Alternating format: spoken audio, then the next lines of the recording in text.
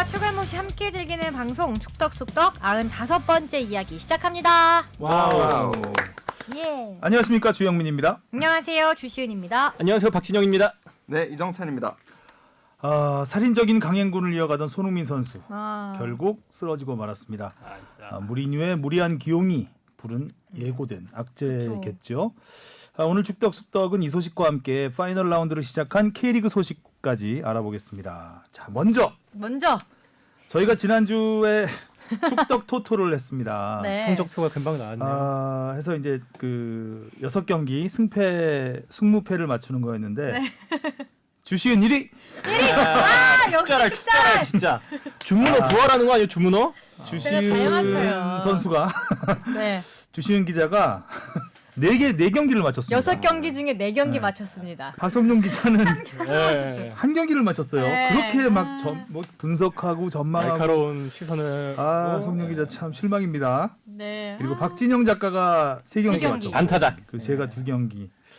생각보다 정도가 맞추는 게 무난하지 않을까 싶어. 아니 진짜 생각보다 맞추는 게 어려워요. 주시은 어려워요. 아나운서는 어떻게 이렇게 쏙쏙 맞췄어? 와. 음, 속이 좋습니다. 그것도 놀랍게 네. 잘 예측하기 힘든 인천의 승리와 네. 인천의 승리가 가장 예측하기 힘들었죠.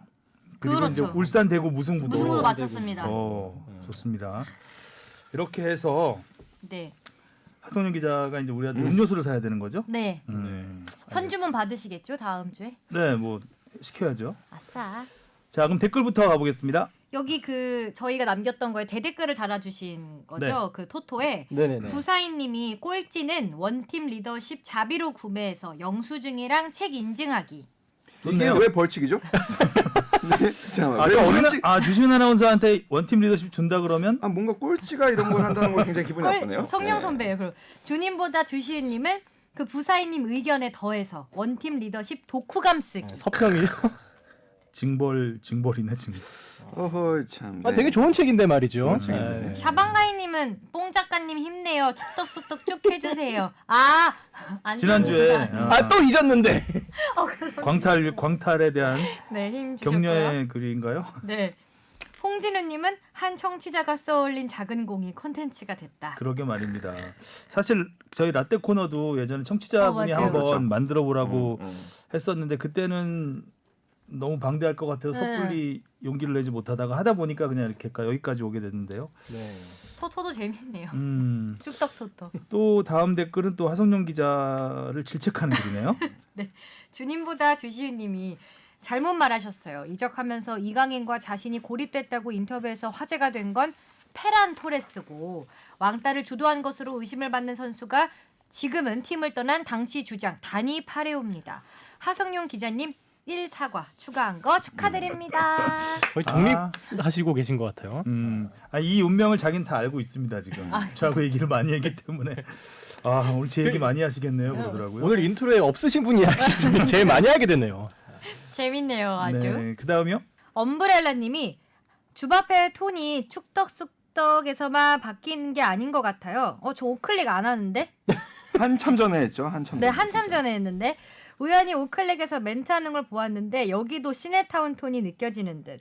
이제는 시네타운 톤이 체득되어 연구에 고정을 해야 할 것 같네요. 오클릭 지금 누가 하죠? 선재 선배갑니다. 혼자 직관러님이 지난 회에 원팀 리더십 주신다 해서 메일 남겼었는데 이번 회에 언급이 없으셔서요.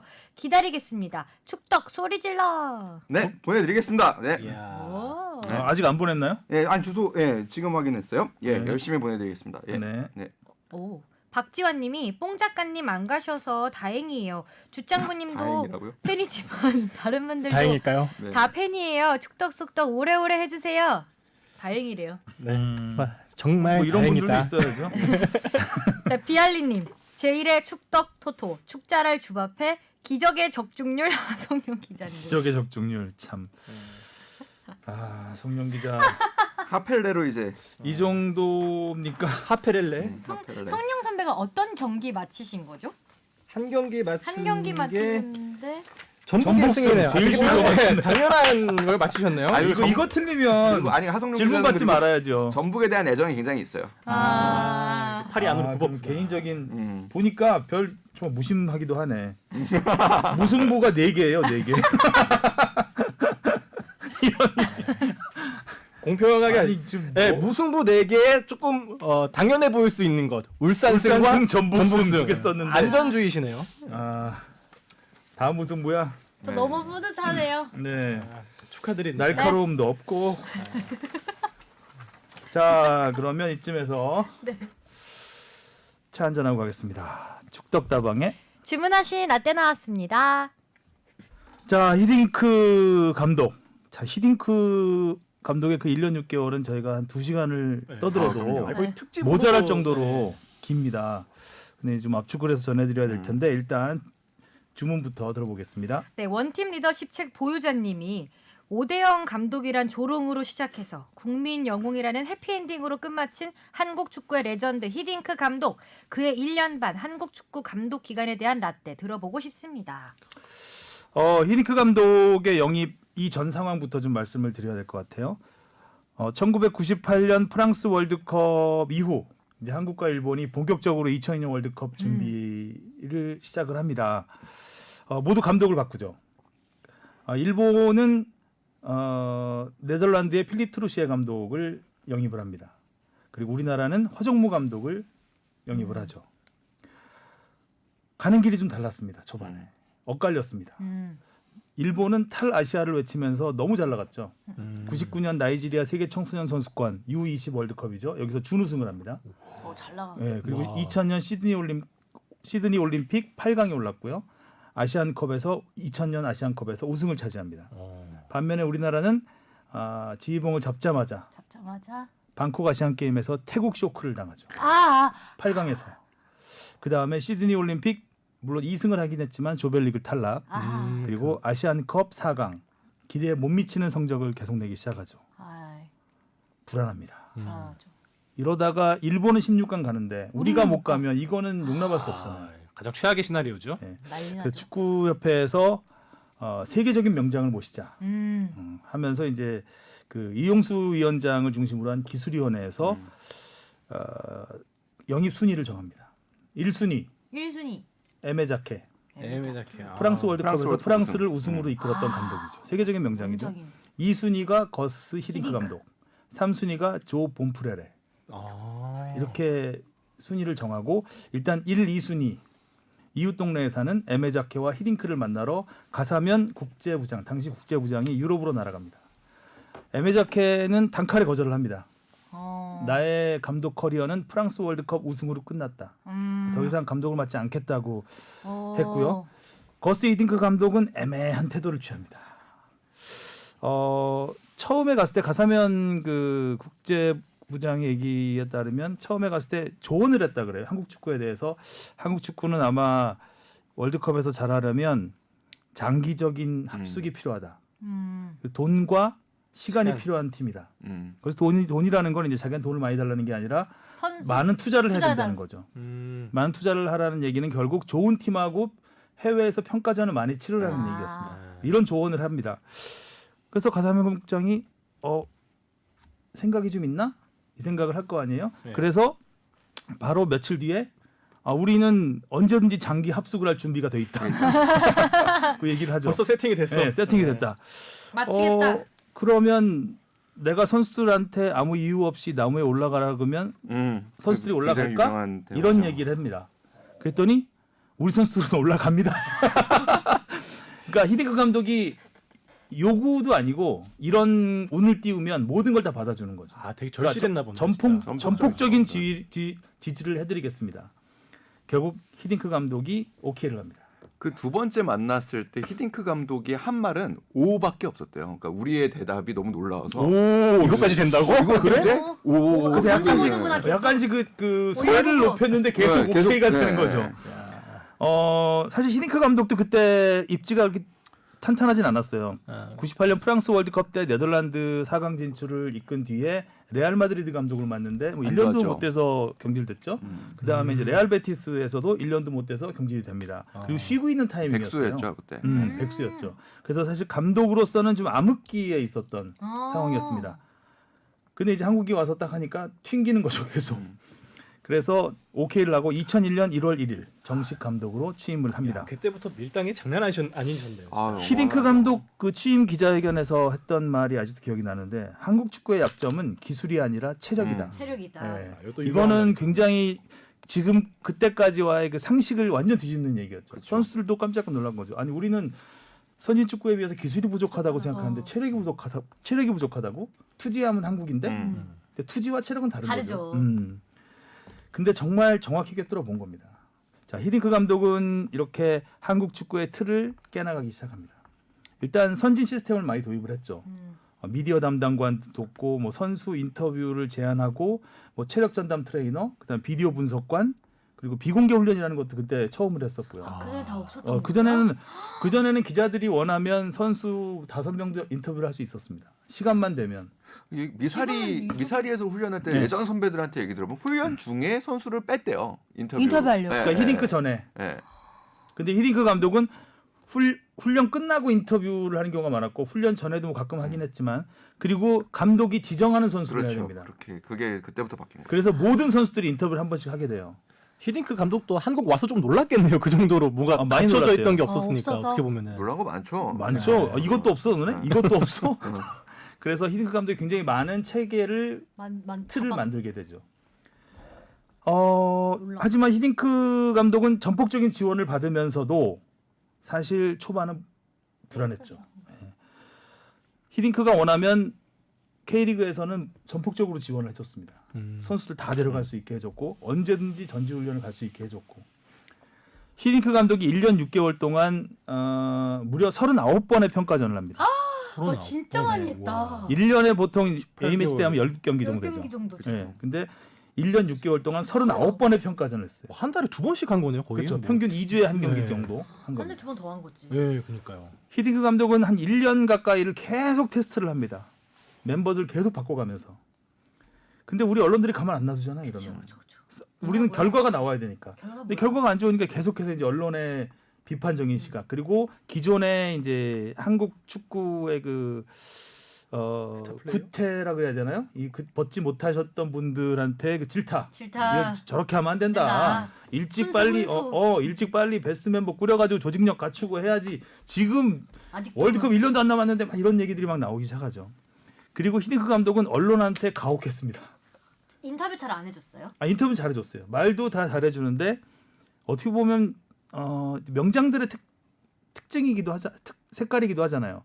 무리뉴 감독처럼 쏘아붙이고 이렇게 말을 잘 해주는 것 같으면서 빙그르르 돌려서 핵심은 얘기 안 하고 약간 이제 그런 스타일이었던 거죠. 그래서 가끔 이제 그 기자들이 그러니까 전술이라든가 뭐 선수 기용 이런 거에 대한 물으면은 당신 어디 일로 와보라고 한 다음에 기자 신분증 보자고 한 적도 있었고 우와. 모자를 쓰고 있을 때 모자를 쳐버린 적도 있었고 에이. 건방지게 감히 감독의 전술을 얘기한다 이거죠. 기자가. 예, 절대 그런 그 세부적인 부분에 대해서는 철저하게 보호를 했습니다. 그래서 선수들도 히딩크 감독은 정말 잘한 것 중 하나가 선수 탓을 하지 않아요. 그 전술 탓도 하지 않고, 그러니까 보호를 합니다. 일단 외부의 그 여러 가지 흔들 수 있잖아요. 외부의 흔들림으로부터 선수들을 보호하고 팀을 보호하는 그런 능력은 정말 대단했던 것 같습니다. 여하튼 부임 5개월 만에 맞은 컨페더레이션스컵 프랑스전에서 5대0 참패를 당하면서 조별리그 탈락을 합니다. 물론 이때 멕시코와 호주전에서 승리를 거두면서 나름 성과는 있었어요. 하지만 이제 일본이 준우승을 하죠. 컨페더레이션스컵에서. 이게 또 대비가 되면서 그렇네요. 큰일 났다 이거. 근데 5개월밖에 안 됐었어. 자, 그리고 5개월밖에 안 됐는데 그 바로 이어진 체코 원정에서 또 5대0으로 집니다. 5개월밖에 안 돼도 그래도 5개월은 5개월밖에 안 거예요. 네. 이때는 7개월밖에 안 됐을 때예요. 그러네. 네. 이때 이제 체코는 당시 피파 랭킹 2위 팀이었어요. 세계적인 팀이었죠. 5대영 감독이라는 그 불명예를 계속해서 이제 그런 식의 비아냥을 당하기 시작합니다. 그때 히딩크 감독은 굴하지 않았습니다. 당신들은 한국 축구가 수준이 높은지 알지? 이런 얘기까지 했어요. 근데 밖에서 봐라. 우리는 세계 2위하고 싸웠다. 그런 얘기를 하죠. 굉장히 큰 그 5대0이라는 게 자극제가 됐던 것 같아요. 선수들한테도. 강팀한테 졌으니까. 프랑스와 체코한테 5대0이니까. 그래서 약간 이게 약간 반전의 계기가 됐죠. 히딩크 감독의 비난받은 것 중에 또 하나는 여자친구였습니다. 이거 처음 히딩크 들어봤네. 감독님 여자친구 있으셨어요? 엘리자베스라고 아. 모든 행사에 거의 동행했죠. 동행했죠. 아, 진짜? 그리고 한국에서도 계속 같이 머물렀습니다. 엘리자베스 여왕 아니고요. 여왕 찾지 마시고요. 네. 여자친구 그러니까 히딩크한테는 이용수 기술위원장이 나중에 얘기를 했는데 엘리자베스가 있었기 때문에 히딩크의 그 불같은 성격을 누를 수 있었다. 그럼요. 그런 얘기도 많이 했습니다. 네. 그러니까 히딩크가 굉장히 그 즉흥적이고 성격이 불같아서 같이 그러니까 자기 조금 심기가 불편하면 바로 박차고 일어나고 막 이런 경우도 많았다고 해요. 나 한국 식구하고 끝이야. 이런 적도 있었고. 그 상황을 잠깐 말씀드릴까요? 그러니까 휴가? 네, 휴가. 연말 휴가.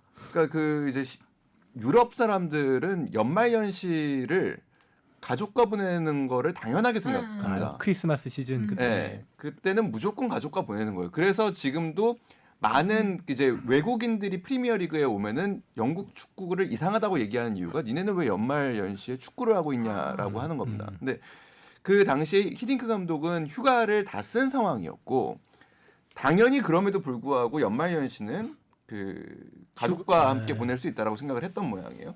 근데 이제 이용수 그 기술위원장이 가서 얘기를 합니다. 지금 이 상황에서 휴가를 안 가는 게 여론상 좋을 것 같다. 그리고 사람들이 이 자리에 그 여자친구가 함께 있는 것에 대해서 언론이 곱지 않은 시선으로 본다라는 말과 함께 히딩크 감독은 그럼 난 끝내겠다 여기서. 그게 이제 2001년 12월이죠. 네. 아, 근데 월드컵을 그 자리에서 근데 바로 그 자리에서 엘리자베스가 중재를 했다고 해요. 너 왜 미스터 리한테 그렇게 지금 네가 화를 낼 일이 아니지 않냐. 저 그래. 사람은 그 협회나 이런 뜻을 대신해서 전하는 것뿐인데 이 사람한테 이렇게 얘기할 게 아니라 이야기를 좀 더 해보자라고 얘기해서 결국에는 뭐 접점을 잘 찾아간 부분. 결국은 휴가 갔어요. 네. 엘리자베스와 함께. 엘리자베스와 함께 가시죠. 엘리자베스와 함께. 아, 이런 얘기는 떠났죠. 또 처음 들어봤네요. 2001년 12월이면은 굉장히 여론이 안 좋을 때거든요. 안 좋을 때죠. 자, 그리고 이제 휴가를 갔다 와서 2002년 1월에 미국에서 열린 골드컵에 출전을 합니다.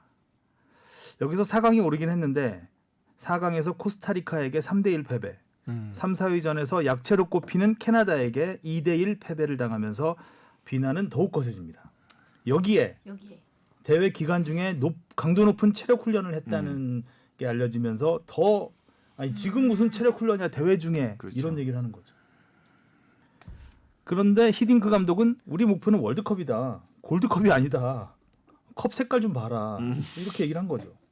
그러면서 이제 흔들리지 않았습니다. 아니 대단하다. 네, 대단하죠. 멘탈이? 자, 히딩크호의 결정적인 반전이 시작된 건 3월 유럽 전지훈련이었습니다. 이때 한 20일 정도 갔던 것 같은데 스페인이었던 거. 세상에 길게 갔네요. 지금 생각하면 3월에 대표팀이 유럽으로 그렇죠. 20일 전지훈련 간다는 건 상상도 할 수 없잖아요. 네. 그때는 열어야 가능했습니다. 되는데. 월드컵이 이제 3개월도 안 남았는데 그런 상황이었기 때문에 제가 이 훈련을 취재를 갔었죠. 스페인 라망가. 태양이 아름다운 도시, 아. 해안 도시. 그때 기억이 나겠다. 이 라망가가 예전에 이제 히딩크 감독이 레알 마드리드 감독 시절 그리고 이제 스페인에서 활동할 때 전지훈련을 했던 곳이래요. 그 라망가가 굉장히 아름다운 해양 도시입니다. 표정에서 뭔가 느껴져요. 지금 되게 참치가 좋아하셨던 것 같아요. 지금 거기 맛있는 계신 도시. 거 아니죠? 네. 생각이 막 새록새록 나네요. 네. 이때 이제 세 번의 평가전을 하게 되죠. 튀니지, 핀란드, 터키 이렇게 세 번의 평가전을 하는데 1승 2무를 기록합니다. 나름 괜찮은 성적이었죠. 괜찮은 팀들을 상대로 히딩크 감독이 이 세 경기를 마친 다음에 지금까지도 회자되는 출사표를 남기죠. 세계를 놀라게 하겠다. 하여간 배포 하나는 진짜 끝장이었습니다. 배포만 하시네. 아니, 세계를 못 놀라게 하면 어떡하려고. 여하튼 그러니까 히딩크는 계속해서 테스트를 했습니다. 그 이후에도 세계를 놀라게 하겠다고 해놓고 또 계속 테스트를 하니까 또 뭐 실험만 할 거냐. 언제 베스트 11 그러니까 나오냐 막 이렇게.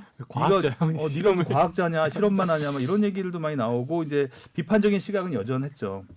히딩크 감독은 그때 이런 얘기를 합니다. 우리는 아직 멀티플레이어가 준비가 되지 않았다. 이런 얘기를 하죠. 그리고 5월 최종 명단을 발표합니다. 39번의 평가전에서 히딩크호에서 골을 넣은 선수가 제가 세봤는데 18명이에요. 그만큼 많은 선수를 이제 뽑았던 거죠. 최다 득점은 김도훈이 5골, 그다음에 황선홍, 유상철이 4골, 그다음 고종수가 3골. 그런데 김도훈, 고종수는 제외가 됩니다. 히딩크 감독이 나중에 자서전에서 이정찬 기자가 전 저 책에 있는지 모르겠는데 자서전에서 그런 얘기를 해요. 김도훈은 수비 능력이 너무 떨어졌다. 그냥 떨어진 게 아니라 너무 떨어졌다. 고종수는 체력이 너무 부족했다.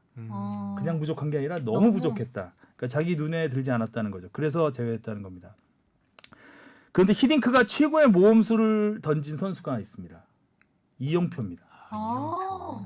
이영표는 대회 직전에 부상을 당해요. 부상을 당해서 근육 파열 진단을 받습니다. 팀 닥터한테.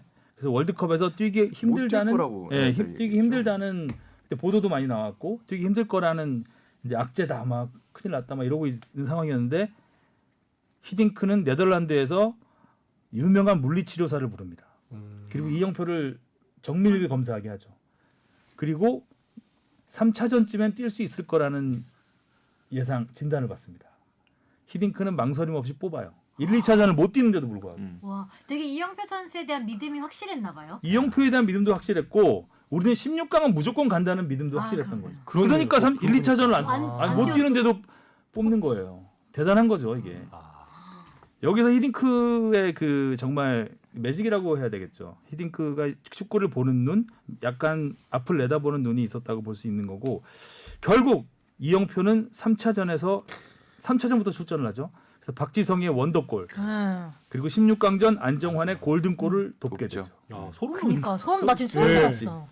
자, 그럼 1, 2차전 이영표 자리를 누가 지켰느냐? 이을용. 을룡다. 아이. 을룡타 맞습니다. 그거부터 이래서 하죠. 멀티플레이어 얘기를 계속 한 겁니다. 히딩크가 뽑은 최고의 멀티플레이어는 유상철이었어요. 유상철, 그쵸. 송종국. 그리고 이을용 선수도 그랬고. 그러니까 히딩크가 계속해서 포백을 처음에 많이 써요. 포백으로 가야 된다. 이게 현대 축구다 했는데 아무리 포백을 해도 안 되는 거예요.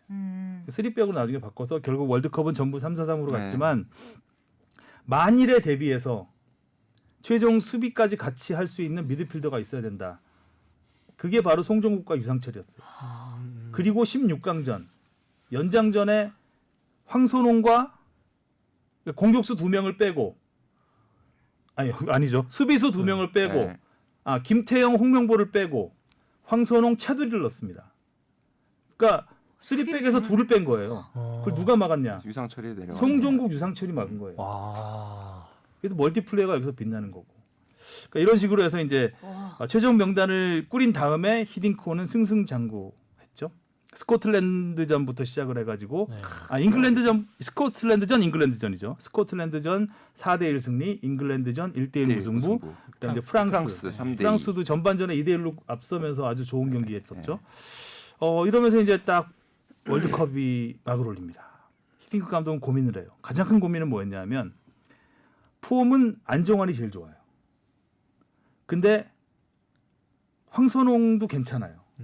둘을 누구 쓰냐, 둘 중에. 이거에 대한 고민을 굉장히 많이 했다고 합니다. 근데 결국 황선홍을 택한 이유. 황선홍에겐 아픔이 있다. 황선홍 선수는 94년에 미국에도 많은 욕을 드셨잖아요. 굉장히 많은 욕을 드셨고 그때 인터넷 썼으면 진짜 난리 났죠. 거예요. 사실 독일 황선홍만 좀 했으면 독일도 이길 수 있었던 상황이었기 때문에 볼리비아전은 그러니까 우리의 월드컵 첫 승이 볼리비아전이 될 수 있었죠. 볼리비아전은 그 수많은 기회 중에 하나만 살렸었고. 인터넷이 없던 게 다행이다. 그래서 이제 황선홍 선수는 아픔이 있다. 94년 월드컵 때 그런 많은 기회를 날렸고 그 다음에 그 98년 월드컵을 가장 몸이 앞두고는 좋았던 98년에는 바로 직전 중국과 중국과 평가전에서 가끔 나올 거예요. 공중에 붕 떠서 360도를 돌았어요. 그리고 떨어져가지고 멤버에는 있었지만 뛸 수가 없었던. 그래서 2002년 월드컵은 마지막 월드컵이었고 이런 아픔이 있는 선수에게는 한을 풀고 싶은 욕구가 강하잖아요. 그래서 뭔가 해낼 것이다라는 생각으로 황선홍을 투입했고 결국 적중했죠. 자, 뭐 월드컵 그 내용들은 잘 아실 테니까 여기까지. 그리고 에피소드를 잠깐 또 몇 개 말씀드리면 16강전 그러니까 16강 진출 확정 직후에 첫 경기에서 선수들이 이제 목표를 이룬 거잖아요. 우리의 목표는 다 16강이었으니까. 히딩크 감독은 선수들이 자만할 것 같아서 바로 다음 날 훈련에 가지 않습니다. 왜요? 그리고 나는 16강을 넘어 8강을 준비해야 되니까 이게 16강인가 8강인가 정확히 기억이 안 나. 잠깐만. 스페인하고 우리가 8강에서 맞죠. 네. 그렇지 맞습니다. 맞을 거예요. 맞습니다. 그러니까 스페인 경기를 보러 갔을 네. 거예요. 훈련에 안 가고 그 스페인과 아일랜드의 16강전을 보러 갑니다. 왜냐하면 우리는 8강에서 여기서 이긴 팀을 만날 거니까라는 굉장한 자신감을 보여주는 거죠. 선수들한테도 동기부여를 해주는 거고. 그리고 경기를 앞두고 I'm still hungry. 또 명언. 그렇게 얘기를 딱 하고 또 히딩크 감독이 나중에 얘기를 했는데 그 스페인과 아일랜드전도 승부 차이까지 갔거든요. 그래서 스페인이 체력적으로 지쳐 있다. 그러니까 우리도 체력으로 밀어붙여야 된다. 절대 스페인을 괴롭혀라 일단. 괴롭혀서 연장까지 끌고 가서 질척. 아마 승부 차이가 될 가능성이 높다 하면서 승부 차이 연습을 엄청나게 시킵니다. 그리고 그것도 적중을 하죠. 놀라운 거예요. 물론 다 결과적으로 나와서 그렇죠. 맞아 떨어지니까 더 그런 것도 있지만 그걸 알고 미리 승부차기를 대비한다는 것 자체도 나름 히딩크 매직을 더 화려하게 하는 그런 계기가 됐습니다. 이렇게 해서 우리나라는 4강에 갔고요. 그리고 히딩크는 희동구라는 국민의 찬양을 받으면서 이제 우리와 작별을 했고 그리고 슈틸리케가 다시 히딩크를 소환을 했고 그러면서 2017년이죠. 그렇게 해서 이제 히딩크의 추억은 아름답게 남아 있습니다.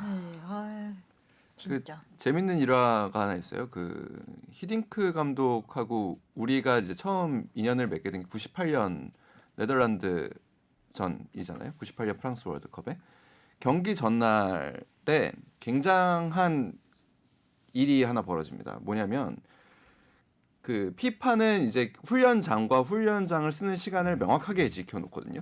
그 경기 전날 훈련하는 공간과 시간을 우리가 그러니까 네덜란드가 우리 앞 시간에 훈련장을 쓰는 거였고 우리가 오후 7시부터 훈련을 쓰는 거였습니다. 7시에 갔는데 네덜란드가 선수들이 나오질 않는 겁니다. 경기장에서. 그러니까 우리가 마음이 좀 불안하죠. 그러니까 당시에 매니저를 하고 있던 이제 나중에 히딩크 감독의 통역을 하는 전한진 씨가 가서 얘기를 합니다. 7시가 됐다. 나와야 된다. 라고 얘기를 하니까 히딩크가 옵니다. 히딩크가 와서 굉장히 아무튼 좀 무서운 얼굴로 왜 그러냐? 피파의 룰에 따르면 니네 지금 나와야 된다. 나오겠다. 그러고 10분 동안 슈팅 연습을 한답니다. 나오겠다고 얘기하고 그러고 슛을 정말 강한 슛을 때렸다. 거기서 우리 선수들이 다 주눅이 들었다고 그래요. 그러니까 일부러 그랬네. 일부러 그런 거예요. 일부러 그런 거고. 그래서 정몽준, 그러니까 히딩크 감독이 한국에 온 바로 다음 날 이제 오찬을 하는데 히딩크 감독이 그걸 기억하고 처음 마디가 MJ 그 이제 당시 정몽준 회장한테 했던 얘기가 당시에 미안했다라는 얘기를 일부러 그런 거다라는 얘기를 했다고 하더라고요. 그 순간에 근데 정몽준 회장은 좀 미안하다 너무 세게 때려서 확신이 좀 들었다 그래요. 잘 뽑았다라는 좀 생각이 들었다라고요. 참 그 여러 가지 에피소드가 있죠. 뭐 경기 전에 잔디가 짧게 깎고 물 뿌려라. 뭐 그런 것들. 그래야 이제 공이 빨리 움직이고 우리 선수들이 체력이 앞서기 때문에 상대를 많이 뛰게 할 수 있다는 거죠. 이제 뭐 그런 거라든가 아주 작은 부분에서의 굉장히 디테일한 부분까지 신경을 쓰고 어쨌든 한국 축구를 진짜 한 단계 완전히 올려놓은 감독이라고 할 수 있죠. 그 실제로 그래서 그 히딩크가 남긴 유산들이 많죠. 그래서 방금 전에 그 영민 선배가 얘기했던 그 스페인 이제 뭐 그 라망가, 마르베야, 뭐 말라가 이쪽이 다 같은 그 라인인데 그 고기를 약속의 땅으로 생각하고 2010년에 허정무 감독이 또 고기를 전지훈련으로 간다. 뭐 그런 부분도 있고 그리고 그때 2002년에 우리 체력 담당을 했던 베르하이엔을 다시 또 불러서 2010년에 쓰죠. 그러니까 그런 것들이 그러니까 배우는 것들이 굉장히 많았죠.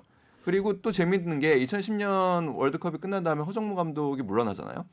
그러고서 이제 허정무 감독이 추천을 했던 인사가 정혜성 당시 수석 코치였습니다. 근데 정혜성 수석 코치가 고사를 해요.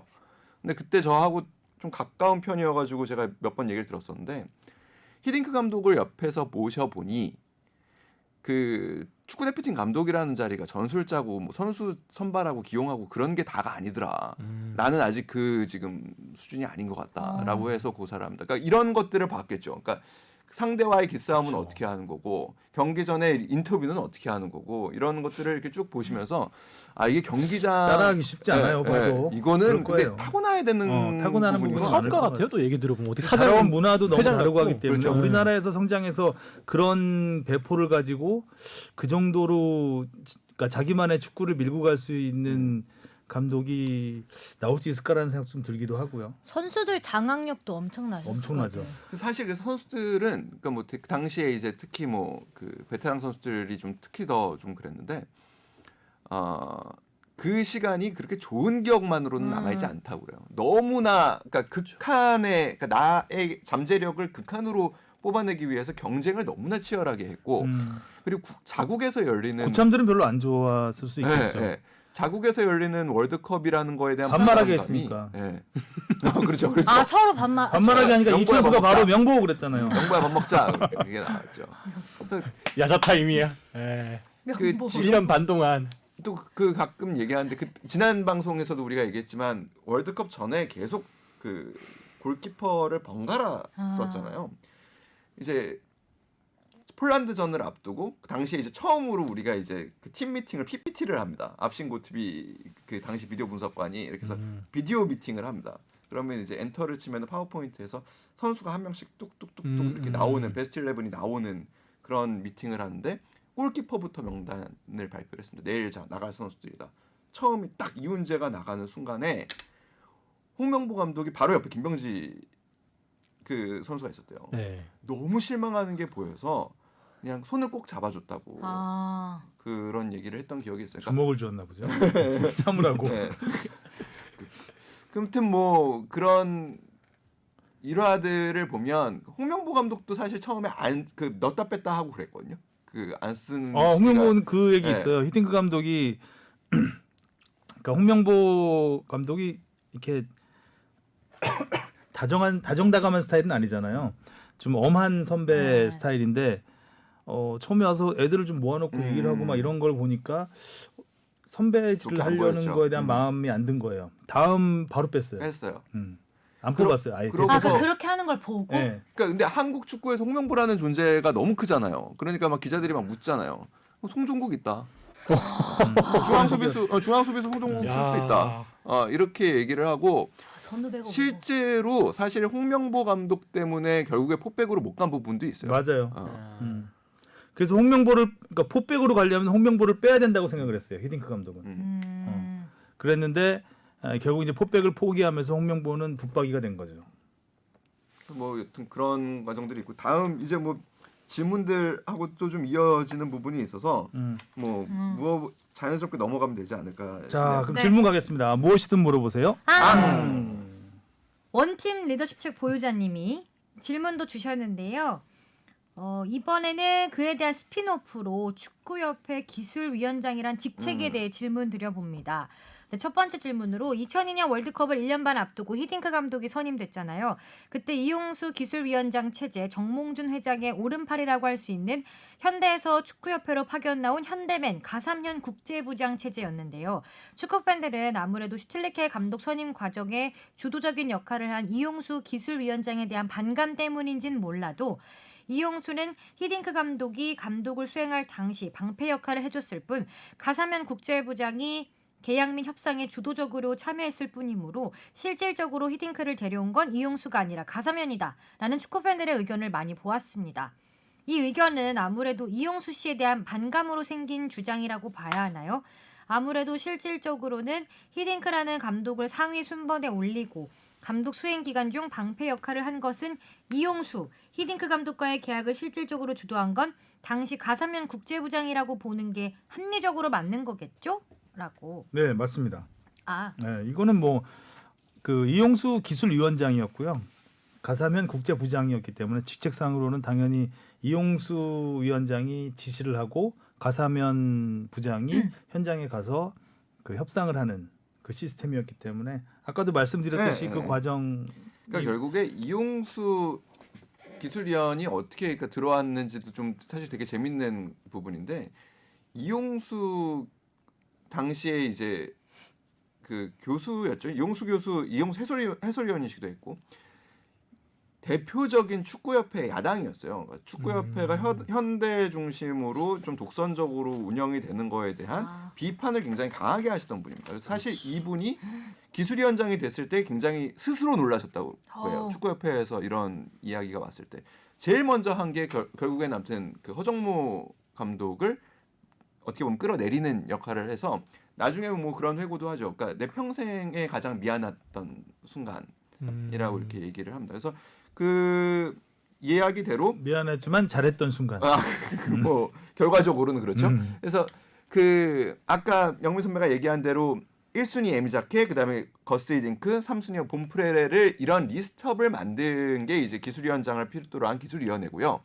이 리스트를 가사면 부장한테 전달을 해서 가사면 부장은 실무적으로 협상을 하셨던 거죠. 실제로 이용수 위원장은 당시에는 안 가신 걸로 제가 네, 안 알고 갔고 있어요. 이제 가사면 부장이 히딩크 감독의 요구를 계속 들어주는 과정에서 당연히 서울에 보고를 했겠죠. 그 보고 라인이 이제 이용수 위원장이었던 거죠. 네, 그래서 아무튼 그러니까 히딩크가 아까도 잠깐 이야기했던 크게 두 가지 요구를 했다고 해요. 그러니까 그 아까도 얘기한 원정 평가전을 많이 치르게 해달라는 것과 내가 원할 때 선수들을 그럼 마음껏 쓸 수 있냐. 근데 이게 불가능할 거라고 봤던 것 같아요. 유럽에서는 불가능하죠. 네, 네, 불가능한 거라고 이렇게 봤던 것 같고 가사면 씨는 이 얘기를 했대요. 그래서 에미자케는 단박에 깠고 히딩크 감독은 부정도 긍정도 일단 하지 않고 이렇게 얘기를 한다. 어떻게 하냐. 그래서 바로 이제 이용수 위원장이 K리그 구단들을 설득을 해서 열흘 만에 답을 준 겁니다. 그랬을 때 이제 다 놀란 거죠. 히딩크 감독도 이게 가능해? 이게 가능해? 이렇게 된 거의 뭐 필요하십니까? 네. 갖다 드리겠습니다. 거의 네. 선수. 그렇게 됐다고요. 기본적으로 그동안에 대한축구협회가 갖고 있는 구조적인 가장 큰 뒤에 질문하고 좀 이어지는 부분이긴 한데 그럼 읽고 읽을까요? 갈까요? 네. 두 번째 질문이 2002년 당시에는 기술위원회가 감독 선임까지 모두 하는 권한을 갖고 있었잖아요. 근데 지금은 국대 감독 선임은 국가대표 전력 강화위원회의 감독 선임 소위원회에서 하는 것으로 알고 있습니다. 그러면 현재 기술위원회는 무슨 기능을 하나요? 기술위원회라는 말만 들으면 너무 추상적이라서 직관적으로 감이 잘 안 잡히는데 현재 기술위원회는 구체적으로 무슨 일을 하는지 설명해 주세요. 그 어느 나라나 마찬가지입니다. 그러니까 테크니컬 디렉터라는 직책이죠. 그러니까 기술이라는 거는 뭐냐면 경기장 안에서 상대를 어떻게 이기기 위한 그 정책과 전략을 세우는 곳입니다. 그러니까 뭐 아주 길게는 유소년 정책부터 시작해서 뭐 연령별 대표팀에 대한 전략, 철학, 그리고 국가대표팀 A 대표팀에 이르기까지 이런 역할을 하는 곳이고 전통적으로 대한축구협회는 어떤 문제가 있었냐면 기술위원회가 대표팀과 갈등을 빚는 구조입니다. 그러니까 기술위원회가 선수 선발에 관여하고 기술위원회가 명단을 통한 선수 선발과 그 베스트 11에 관여를 해서 감독과 마찰을 빚어왔던 게 사실입니다. 그러니까 대표적으로 그 조광래 감독과 그 갑자기 생각이 안 나네요. 그 풍우나 누구시죠? 그 이회택 당시 기술위원장. 그러니까 이회택 기술위원장이 이러이러이러한 선수를 뽑았으면 좋겠다라고 이제 그 종이를 줬다는 거예요. 근데 이거를 조광래 감독은 외압이라고 생각한 거죠. 그래서 굉장히 경노합니다. 근데 이제 이회택 위원장, 기술위원장으로서 선수 추천도 못하냐라는 그러니까 이런 류의 갈등이 늘 있어 왔습니다. 기술위원회와는 그런 부분에서 이용수 위원장은 아까도 얘기했지만 히딩크 감독하고 마찰을 빚기도 합니다. 실제로 히딩크 감독이 대회 중반, 그러니까 그 아까 얘기한 3월 뭐 요 무렵까지 안정환 선수에 대해서 그렇게 좋게 평가를 하지 않았어요. 그때 안정환 선수는 꼭 필요하다라고 그 강하게 주장을 했던 부분이 이용수 위원장으로 알고 있습니다. 그러니까 결국에 그런 부분을 이제 조율을 하고 그다음에 그 언론에서 이어지는 문제들과 이런 문제들을 이제 가교 역할을 하면서도 절대로 전면에 나서지는 않으셨다고 해요. 그러니까 그 이용수 위원장 시절부터 계속해서 나오는 그 건의를 하는 부분인데 기술위원장이 감독 선임을 하는 구조를 좀 탈피해야 된다. 나라의 축구 정책이라는 거는 기술위원회가 중심으로 긴 안목에서 봐야 되는데 기술위원회가 감독을 선임을 하게 되면 감독이 경질되면 그 책임을 지고 기술위원장부터 기술위원들이 전부 사퇴를 하는 게 관례가 되어 있던 과정이기 때문에 그런 거는 좀 없어져야 되지 않겠냐 해서 이번에 그 김판곤 위원장 체제부터는 그게 좀 바뀐 거죠. 그래서 그런 부분이 좀 있습니다. 네, 다음 질문 넘어가죠. 네, 구찌님인데요. 안녕하세요. 지난주에 다사다난했던 일들이 많아서 메일을 못 보냈는데 제가 마치는 게 갑자기 하나의 컨텐츠가 되어버렸네요. 영광으로 생각합니다. 질문하고 싶은 게 많은데 한 번에 다 보내면 앞으로 못 보내니 앞으로 한 개씩만 보내겠습니다. 예전에 모 사이트에서 K리그 포변 레전드라고 해서 서동명 선수에 대한 글이 올라왔는데요. 골키퍼를 하면서 동시에 필드 플레이어로 뛴 선수가 있다는 게 정말 놀라웠습니다. 옛날에 맨유에서 수비수가 골키퍼를 하는 건 봤는데 이런 경우가 있다는 게 신기하고 재밌는 이야기인 것 같아요. 혹시 서동명 선수처럼 이렇게 골키퍼도 하면서 필드 플레이어로도 뛰는 선수가 있었는지 궁금합니다. 지난주에 얘기했었죠. 멕시코에 네네네. 지난주 일이 뭐였죠? 캄포스였나? 멕시코 캄포스 그다음에 캄포스였죠. 그 이제 화성룡 칠레. 기자가 칠레라고 우겼지만 칠레가 아니고 파라과이, 파라과이의 칠라베르트 베르트. 뭐 이런. 칠레. 예. 그리고 예전에는 많이 있었어요. 그 한 음. 70년대 이때는 포변. 그 펠레도 골키퍼를 한 적이 있어요. 아 펠레가요? 네, 예전에. 아, 그러니까 급한 상황이 아니라 그냥 선발 자체를 골키퍼로요? 골키퍼로 나와서 아, 경기를 저 그- 치렀던.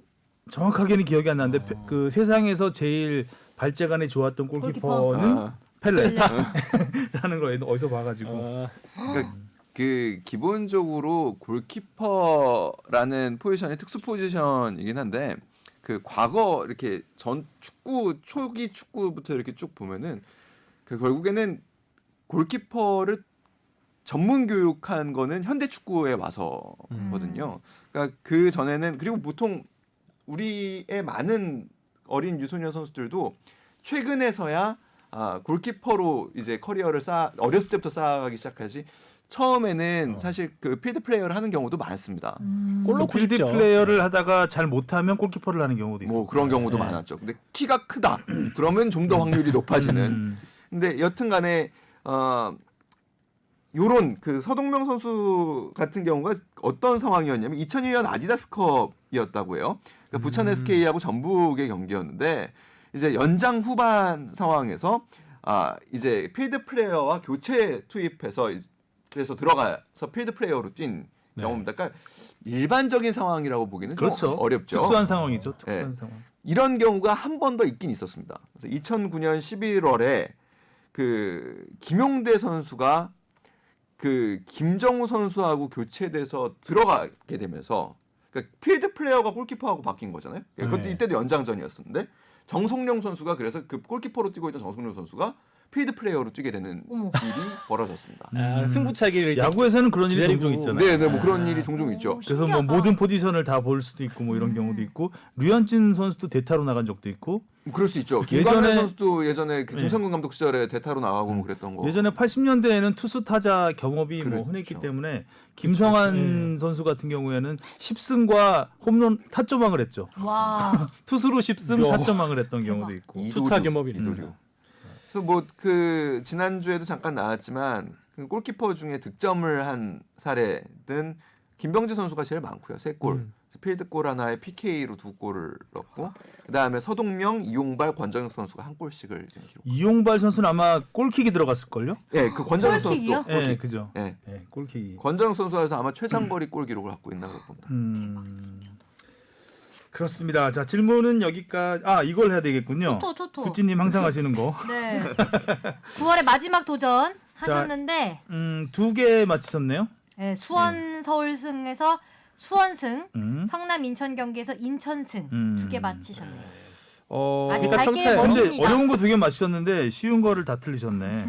전북 경기는 무승부, 강원 경기 무승부, 울산승. 울산승은 예상할 수 있었던 거 광주승을 하셨어요. 포항 광주. 근데 광주 너무 잘했는데 네. 조금 아쉬운 부분도 있는데 이거는 뒤에 짚어보기로 하고요. 한국의 아틀란타 대구님이 현재 파이널 A 순위로 굳어진다면 FA컵 우승팀이 전북 울산 중에서 나올 텐데요. 다음 시즌 아챔 진출권이 주어지는 1위, 3위에 한 팀이 겹치면 4위까지 가능한 것이고 그런데 4위가 상주면 자격이 안 되니 5위에도 아챔 티켓이 와서 5위 대구도 가능한 거 맞나요? 여기가 제일 잘 알려주실 것 같아서요. 스브스 간판 주시은의 축덕숙덕 잘 듣고 있습니다. 간단. 예, 맞습니다. 일단은 상주가 4위 이내에 들면 5위까지 나가게 되는 거라서 리그 우승팀이랑 FA컵 우승팀은 직행하고요. 그다음에 리그 2에서 5위 팀이 이제 플레이오프를 갈 수 있게 되는 상황이 벌어집니다. 그나저나 열려야 할 텐데요. 챔피언스 리그가. 지금 일단 그 서쪽 지역 카타르에서 하는 거는 지금 쭉쭉쭉쭉 진행이 되고 있죠. 근데 동부가 과연 할 수 있을지가 조금 서부도 정상적으로 진행된 건 아니에요. 아리랄 같은 팀이 결국에는 그 집단 감염으로 선수 엔트리를 못 채워서 그런 일들이 벌어지고 있습니다. 하여간 좀 기형적인 시즌이 가고 있습니다. 자, 네. 첫 번째 이슈. 슈퍼손도 쓰러진 지옥의 일정. 손흥민 선수가 참 12일 동안 4경기 풀타임을 뛰었어요. 네, 하고 12일 사이에. 네, 뉴캐슬 전에 또 이제 또 선발로 선발 출전. 나와서 전반 뛰고 교체됐는데 햄스트링이다. 햄스트링. 그 손흥민 무리뉴 감독이 얘기를 했습니다. 다행히 제가 봤을 때는 햄스트링을 다쳤다면 정말로 일단 전반 끝나고 걸어 나갔잖아요. 네. 네네 제가 햄스트링을 다쳐봐서 하는데 햄스트링 해봐서 아는데 해봐서 아는데 햄스트링이라는 게 이제 근육 다발이잖아요. 그 허벅지 뒤쪽에 이게 이제 정도가 굉장히 다양합니다. 그렇죠. 근데 한 번에 나가진 않아요. 징조가 있습니다. 찌릿찌릿해요. 그러니까 움직일 때 찌릿하는 순간이 있습니다. 그리고 이제 그 상태에서 다음 날 보니까 멍이 들어 있어요, 거기가. 그러면 그게 징조인 거예요. 근데 그걸 모르고 제가 계속 운동을 하다가 이제 북 나가서 굉장히 크게 다친 적이 있는데 아마 제가 봤을 때 손흥민 선수가 그렇게 걸어 나갔다면은 그 찌릿찌릿한 수준이 아닐까 싶어요. 그러면은 부상이 심하지 않다는 얘기거든요. 그러면 그 정도면은 한 2주 정도. 그렇죠. 저희가 그러니까 정상적으로 맘대로 걸을 수 있으려면 한 2주, 2주? 네. 그 3주. 그래서 제가 봤을 때 재활까지 하면 만약에 가볍다면 한 달 안에는 복귀를 할 수 있을 거라고 보는데 모르죠. 상황이 어떤지는. 좀 아까 일반적이지 우스갯소리로 얘기했지만 네. 라코룸에서 갑자기 북 크게 다쳤을 수도 있는 거고. 그럴 수도 있죠. 네. 그럴 수 있죠. 근데 기본적으로 그래서 그 아까 지금 영미 선배가 하신 얘기가 보통 이제 그 바로미터가 되는데 햄스트링이 올라와서 올라왔다라는 표현을 보통 많이 하는데 햄스트링 나가서 그러니까 걷지 못하고 들것에 실려 나가는 경우가 있고 굉장히 심한 거. 쩔뚝이면서 나가는 경우가 있고 걸어 나가는 경우가 있습니다. 그래도 지금 일단 걸어 나가는 단계라고 본다면 가장 좀 덜한 단계라고 볼 수는 있는데 근데 근육이라는 거는 근육 부상은 80%가 과도한 사용으로 오게 되는 부상이거든요. 그러니까 어떤 무리한 동작을 갑자기 해서 나오는 부상이라기보다는 축적된 상황에서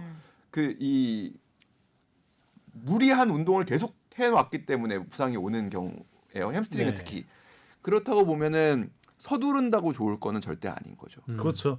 특히 햄스트링은 재발이 잘 돼요. 재발 그래서 의사 선생님도 이게 수술해서 나올 수 있는 그 부상이 아니기 때문에 그러니까 제가 이제 마지막에 그 완치 판정이라고 좀 그렇지만 이제 뭐 괜찮다고 할 때 한 얘기가 횡단보도 건널 때 빨간 불 들어왔을 때 갑자기 멈추지 마라. 그리고 파란 불 들어왔다고 갑자기 뛰지 마라. 그럴 때 다치거든요. 그럼 차도에 가만히 있어요. 느긋하게 움직여라. 그래서 그 얘기를 하는데 선수니까 그게 쉽지가 않죠. 않죠. 근데 만약에 이 햄스트링이 북 찢어지는 그 느낌을 경험한 사람이라면 다음에 또 이게 재발될 거에 대한 우려가 굉장히 심하기 때문에 예전과 똑같은 과격한 움직임을 할 때는 신경이 쓰이죠. 굉장히 신경 쓰이죠. 손흥민 그리고 선수. 특히 손흥민 선수 같은 경우가 이제 전형적인 경우인데 이제 폭발력을 내는 선수잖아요. 순간적으로 확. 예, 그 뭐 진짜 빠르게 달릴 때는 시속 35km의 속도를 내는 이런 선수들이기 때문에 근육 부상은 굉장히 조심해야 되는 경우입니다. 그러니까 황희찬 선수도 마찬가지죠. 황희찬 선수도 그래서 허벅지 근육을 다치는 경우가 많습니다. 그러니까 과하게 쓰는 경우에 이런 일이 벌어집니다.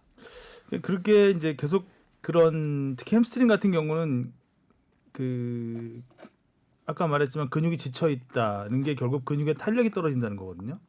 그래서 이제 스트레칭 보통 제가 다친 경우는 뭐 근육을 많이 사용해서 다친 건 아니고 아마 유연성이 떨어져서 다치는 거죠. 유연성이 떨어진 상황에서 갑자기 힘을 줬을 때 이제 그게 뚝 끊어지는 거니까. 그러니까 손흥민 선수 같은 경우는 지금 굉장히 근육의 탄력이 많이 떨어져 있을 거예요. 또 근육에는 이게 젖산이라 그래가지고 그렇죠. 그게 쌓이면은 피로물질이 피로물질이거든요. 쌓이죠. 이게 쌓이면 그 계속 풀어줘야 되는데 지금 뭐 이틀 쉬고 한 경기씩 뛰었으니까 이게 그 피로를 풀 틈이 없는 거죠. 그게 쌓여 있는 상황이면은 근육이 이제 그 뭐라고 해야 돼 탄력이 떨어지죠. 그러게 되면은 부상으로 오는 건데 저는 그나마 그 전반에라도 빼서 예 전반 뛰고 경기 도중에 네. 다치지 않으면 그러니까 참 저도 다행이다. 그거는 그러니까 뭐 그건 진짜 굉장히 그 하프타임에 무슨 일이 라커룸에서 무슨 일이 벌어졌는지는 예상할 수는 없지만 제일 긍정적으로 기대해 볼 수 있는 부분은 그러니까 손흥민 선수의 수면의 질, 수면 시간 이런 것까지 토트넘 그 스포츠 사이언스 팀에서 굉장히 철저하게 관리를 하거든요. 그래서 근육의 상태 이런 것들을 굉장히 정밀하게 검사를 합니다. 그래서 그러니까 미리 어느 정도 선에서 막은 거라면 그게 가장 우리가 생각하는 최상의 시나리오가 아닐까라는 생각이 듭니다. 아까 그 이정찬 기자, 하성룡 기자 같이 점심 먹으면서 그런 얘기했었는데 이게 무리뉴의 트릭이 아닐까라는 얘기를 잠깐 연막. 했습니다. 연막이 아닐까. 바보가 아니라면 그러니까 지금까지 근데 무리뉴의 그 선수 기용을 봤을 때 이해할 수 없는 기용들이 되게 많았죠. 그러니까 굳이 4골 차로 앞서는데도 끝까지 풀타임을 뛰게 하고 그리고 유로파리그 그 하위 단계에서 승리가 확정됐는데도 끝까지 뛰게 하고 지금 이동 거리만 한 5,000km 되거든요. 그렇죠. 네. 그 왔다 갔다 하면서 또 이게 비행기가 타면은 기압이 떨어지기 때문에 근육이 수축돼요. 그래서 더 그 피로가 더 쌓인다 그래요. 그러니까 박지성 선수도 그 비행기 하도 많이 타가지고 네. 기성용 선수도 그렇고 마찬가지죠. 그래서 이 부상이 그러니까 이 회복이 빨리 안 되는 그런 것 때문에 좀 어떻게 보면 선수로서는 좀 단명을 한 건데 그러니까 이렇게 타이트한 상황에서 손흥민 선수 그게 과도하게 기용할 필요가 있었나라는 생각이 일단 첫 번째 드는 거고 만약에 이게 그 무리뉴의 자꾸 히딩크라 그러네. 아까 히딩크 얘기하니까 닮은 점이 있거든요. 히딩크도 연막 잘 쓰잖아요. 네. 그러니까 무리뉴의 연막일 수도 있겠다라는 얘기를 한 게 예전에 이제 그런 기사를 한번 찾아봤었는데 예전에 무리뉴 감독이 레알 마드리드 감독 시절에 네. 제목이 뭔지 아세요? 토트넘 무리뉴 연막에 알고도 당했다. 이때 토트넘을 상대로 했어요. 연막을. 뭐였냐면 무리뉴 감독이 토트넘과 경기를 앞두고 마르셀로는 최소 2주 결장한다. 그리고 호날두는 부상 악화 위험이 있기 때문에 토트넘전에 나서지 못한다라고 기자회견을 했습니다. 근데 두 선수가 다 선발로 나왔어요. 연막. 근데 네. 그렇게 되게 중요한 경기를 앞두고 있지는 않지 않나요? 뭐 이때가 챔피언스리그였으니까 네, 중요한 저희- 경기죠. 네. 챔피언스리그. 그러니까 지금 토트넘의 상황이 그렇게 네. 중요한 경기 연막을 쓸 상대는 아니다. 그렇죠. 물론 이제 그런 상황이긴 한데 무리뉴의 특성을 감안했을 때 뭐 네. 지금이 근데 굉장히 중요한 시점이긴 하죠. 케인은 생각보다 안 올라오고 케인의 백업은 없고 상대는 손흥민이 당연히 나올 거라 생각하는 상황에서 뭔가 연막이 필요하다면 그렇게 했을 수도 있다라는 생각은 들고 그러니까 저는 조금 이해 안 되는 부분 중에 하나는 그거예요. 그러니까 손흥민 선수가 팔이 부러져서 우리나라에 들어온 적이 있었잖아요. 네. 이때 우리 그 의료진을 취재해서 뭐 부상 부위라든지 부상 정도가 이렇게 기사화가 된 적이 있었잖아요. 그래서 현지에서도 받고 네. 이걸 토트넘에서 극대노했습니다. 그러니까 선수의 부상 정보라는 거는 절대로 팀에서 공개하고 싶어하지 않은 부분이에요. 전력 중에 하나니까. 전력이고 그리고 나중에 팔 수도 있는 부분이기 때문에 굳이 이거를 그 자리에서 감독이 그렇게 공개를 할 필요가 없었거든요. 근데 물어봤잖아요. 손흥민 선수는 왜 뺀 거냐? 부상. 어디? 햄스트링. 되게 단답으로 얘기하더라고요. 오래 갈 수 있냐? 물론. 예. 약간 이 분위기의 문답들이 약간은 플롯 같이 느껴지기도 하는 부분이 있었어요. 망설임이 없이 얘기했다는 그렇죠. 거. 약간 그 분위기로 봤을 때는 트릭일 수도 있다라는 생각이 얼핏 들고 그때 또 무리뉴가 이런 얘기를 했어요. 이때 2011년인데 우리는 1차전에서 토트넘하고 0대0 무승부를 해도 만족할 수 있다. 그런 만큼 우리는 수비를 탄탄히 할 것이다. 뭐 이런 굉장한 연막을 세게 쳤는데 이때는 그래놓고 이제 마르셀로가 딱 이렇게 나왔다는.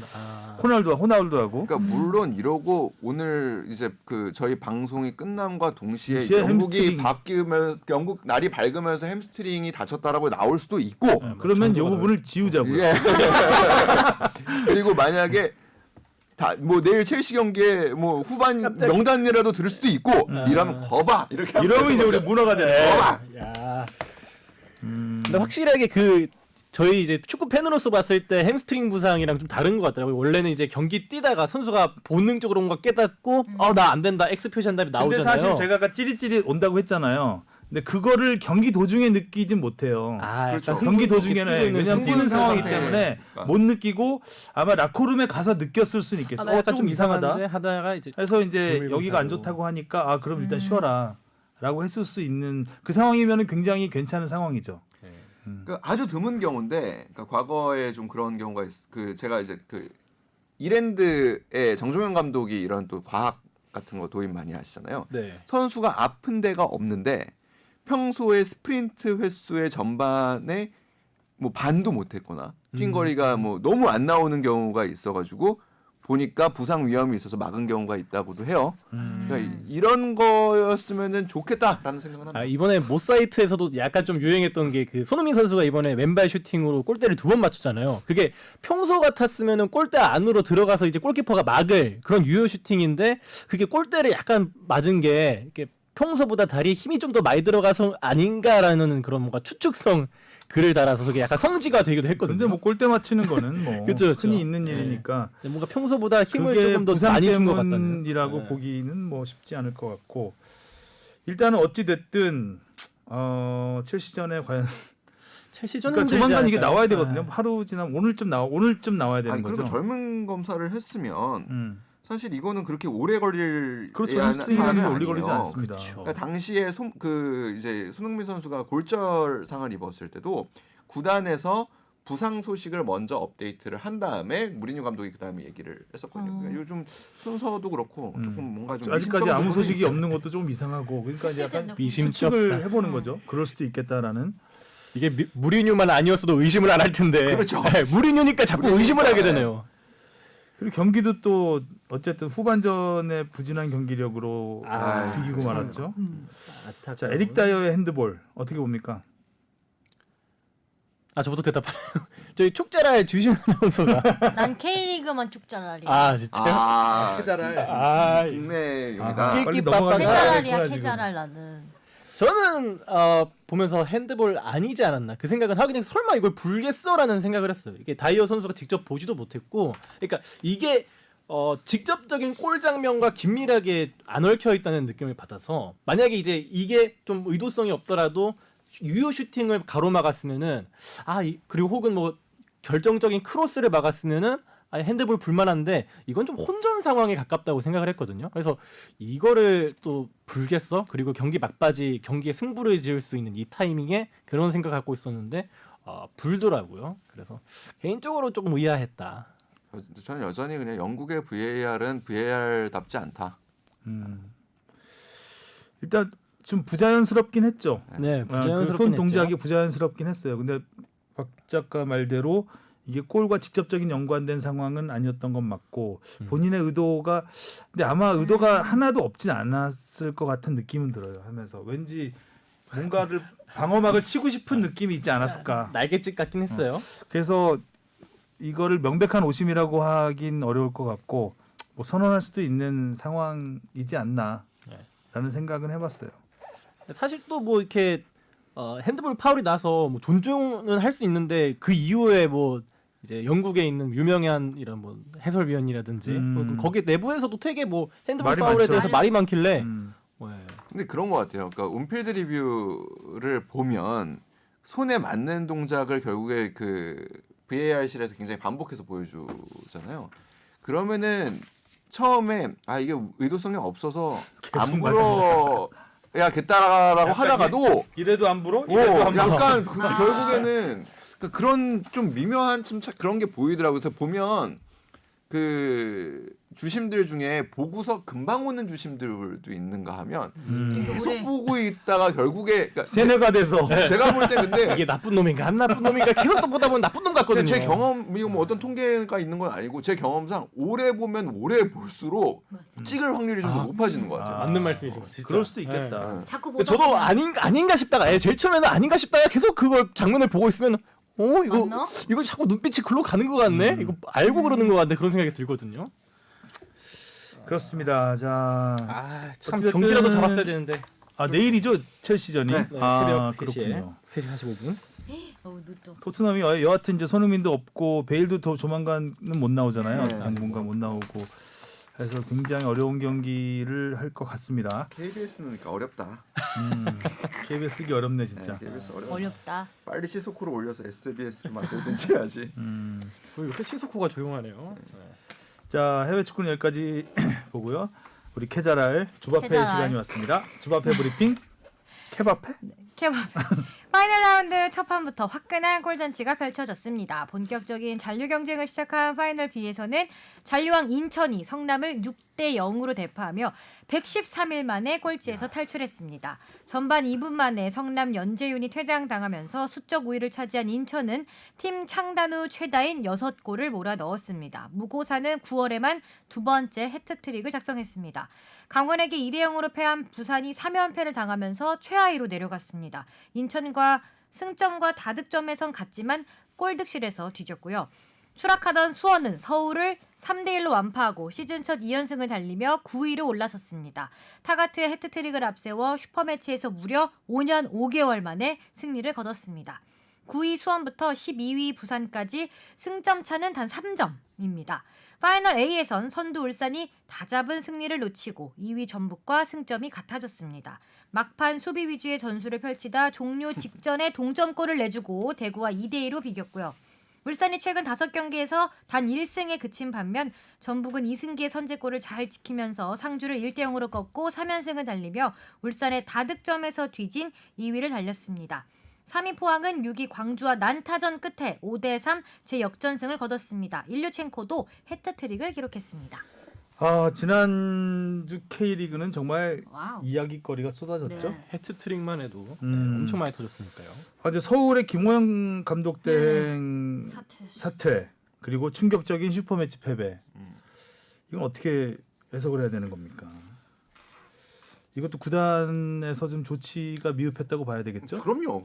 이거는 뭐 명백하죠. 올 시즌 서울은 이렇게 스텝이 꼬일 수 있나 싶을 정도로 진짜 그리고 뭐 거의 갈짓자 행보죠. 어디로 가는지 모르는 것 같아요. 리그 이번 시작 전부터 리그. 뭐 기성용 선수, 뭐 리얼돌 사태. 그렇죠. 기성용 쭉 계속 오는 것 선수의 같아요. 탭댄스 영입부터 수준이죠. 네, 그 리듬이라도 맞아야 되는데 이거 뭐 리듬도 안 맞아요. 그러니까 아무 리듬. 네, 진짜 기성용 선수부터 꼬였죠. 그리고 리얼돌 사태 터졌죠. 아이고. 그러고 나서 최용수 감독. 네, 연패 그만두고. 뭐 거기서 최용수 감독이 그렇게 어떻게 보면 자진 사퇴를 하는 거는 자연스러울 수 있다고 보지만 그 다음에 김호영 감독 대행 체제에서 나름 반등을 이루는 상황에서 그렇죠. 갑자기 스플릿 라운드를 앞두고 감독 대행이 사임을 하는 거는 이거는 그러니까 그냥 제가 그냥 농담처럼 많이 이건 초식에 없는 권법이에요. 이거 뭔가 이건 이 다음에는 이 다음이 뭐 이게 가야 되고 이런 스텝이 있는데 이거는 초식에 없는 권법을 지금 어디 무림에서 쓰고 계신 거 아닌가라는 생각이 좀 이게 결국 그러니까 김호영 대행은 감독이 되고 싶었는데 FC 서울에서 자르는 거였죠. 그러니까 이거는 뭐 전적으로 그런 추측- 식이죠. 네, 그러니까 전적으로 추측입니다만, 그러니까 그 구단의 입장은 뭐냐면, 그러니까 그 지난 경기 끝나고, 그러니까 이제 대구하고 이제 비기면서 이제 하위 스플릿으로 내려오게 됐죠. 화요일 날 이제 첫 미팅에서 구단 측에 얘기를 했다고 해요. 목요일까지 나를 감독 대행에서 감독으로 승격을 할 건지 답을 달라. 근데 이제 구단 입장에서는 구단은 당초에 10월 중에 감독 선임 계획이 있었습니다. 그래서 10월 중에 김호영 감독 대행을 포함한 후보군을 추려서 후보군을 추려서 이제 감독 선임 프로세스를 밟겠다라는 생각이었어요. 그래서 그 좀 안일하게 생각했던 것 같아요. 그러니까 우리가 강등될 것 같지는 않고 그 이번 리그는 마치고 벌써 다음 시즌을 좀 바라보는. 그렇죠. 그러니까 새로운 감독으로서 ACL과 다음 시즌을 준비한다라고 생각을 했던 것 같아요. 근데 그 김호영 감독 땡의 생각은 여기서부터 이제 여기까지는 팩트고요. 여기서부터는 제 추측인데 이 구단의 행보에서 자신이 배제돼 있다고 생각을 강하게 하셨던 것 같아요. 자기가 기여한 바가 분명히 또 있는. 그럼요. 예, 그런 부분에서 억울하다는 생각이 좀 들으셨을 가능성이 좀 있고 그 다음에는 선수단 장악이 쉽지 않다라고 생각을 하셨을 것 같아요. 그러니까 지난 방송에서도 이제 하성룡 기자도 잠깐 그런 얘기를 했었는데, 그러니까 결국에 감독 대행으로 그러니까 그 대전 얘기하면서 그런 얘기 나왔었죠. 네. 그 감독 대행으로서 할 수 있는 데에는 분명한 한계가 있습니다. 그러니까 선수들이 아무리 우리는 프로니까 지금 뭐 수장을 믿고 열심히 해야 한다라고 머리로 하는 것과 훈련장에서의 태도부터 달라지는 거거든요. 어쨌든 서울은 또 꼬이게 됐고요. 덕분에라고 해야 되나? 타가트의 해트트릭. 수원. 타가트는 또 갑자기 그러니까 수원을 보고도 서울이 이런 생각을 했다라는 게 저는 좀 놀랍죠. 그러니까요. 확실히 이게 또 팀 분위기가 그래서 그랬는지 서울의 경기력이 전보다 좀 못하다는 생각을 많이 가졌어요. 이런 전진 패스도 많이 사라졌던 것 같고 거의 기억에 남는 슈팅도 없었던 것 같아요. 서울 입장에서는. 네. 그럼 서울의 뭐 그 이후에 반응 같은 건 없나요? 뭐 이번 달 그러니까 감독을 이제 네. 그 추석이죠. 그러니까 추석 연휴가 끝나면은 결국에는 좀 그 감독 선임 작업에 좀 그 뭐 구단에서는 그래요. 그러니까 당연히 김호영 감독 땡도 후보였고 그리고 그 좀 종합적으로 판단을 하려고 했고 감독 선임이라는 게 이틀 만에 이렇게 결정할 수 있는 부분은 아니지 않냐라고 얘기를 하는데 이틀 만에 결정하라는 얘기는 아니죠. 그 전에도 그럼 생각을 안 해왔다는 얘기인가요? 갑자기 생각하라는 건 아니었을 텐데. 그러니까 이제 본인 입장에서도 뭔가 그 확실한 그러니까 자기 자리가 좀 확실했으면 좋겠다라는 그런 생각으로 얘기는 충분히 할 수 있다고 보거든요. 그걸 좀 잘 해결하지 못한 것 같아요. 만약에 뭐 그래도 당장 그만두는 상황은 막았어야죠. 되지 않나. 뭐 막고 싶었겠죠. 코앞에 있는데. 구단도 막고 싶었겠죠. 그러니까 팬들한테 맞아야죠. 서울은 진짜 처음부터 계속 시끄럽네요. 그러니까. 근데 지금 그렇게 안심할 수 있는 상황도 아니에요. 점수차가. 4점 차인가요 지금? 지금 9위부터 12위 3점 차예요. 3점 차. 네, 한 지금 경기면 수원하고 인천이 그리고 상승세잖아요. 서울은 4점 차. 네. 주시은 아나운서가 슈퍼매치 무승부 예측했는데 네. 왜 그랬냐고. 수원이 이겼어. 아니 가능성 그만 안 뒀으면 무승부하면 5개를 맞출 수 있어. 네, 5개 맞췄죠. 가능성 있었다고 생각해요. 가능성은 있었는데 그 김민우 선수의 그 퍼스트 터치가 기가 막혔죠. 전 근래 본 진짜 굉장한 명장면 중에 하나 아니었나라는 생각이 듭니다. 거기서 이제 승부가 갈린 것 같아요. 나는 되게 예리하게 다 예측한 거. 다 알고 있었어. 네. 주바페는. 그리고 인천의 6대0 승리 또한 충격적이었습니다. 네.